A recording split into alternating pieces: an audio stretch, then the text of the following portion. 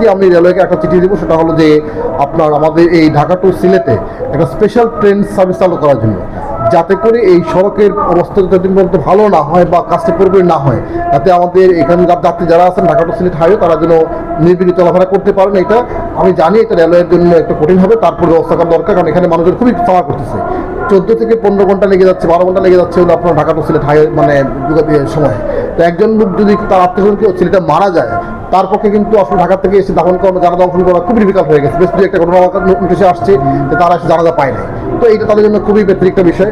তো আমি এটা রেলওয়ে প্রশাসনে আমি যোগাযোগ করছি, তাতে করে অবশ্যই একটা স্পেশাল ট্রেন সার্ভিস অন্তপক্ষে কয়েক মাসের জন্য হলেও দিতে পারলেও কিছুটা হয়তো লাগবে।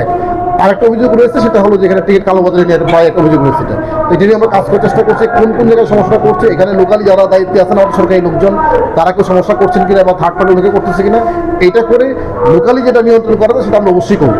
তো এটা আমরা অবশ্যই করবো, কারণ সিলেট রেলওয়ে স্টেশন কেন্দ্রিক কোনো ধরনের কালোবাজারি হোক, এইটা আমরা কোনোভাবেই আমরা করতে দেবো ইনশাআল্লাহ।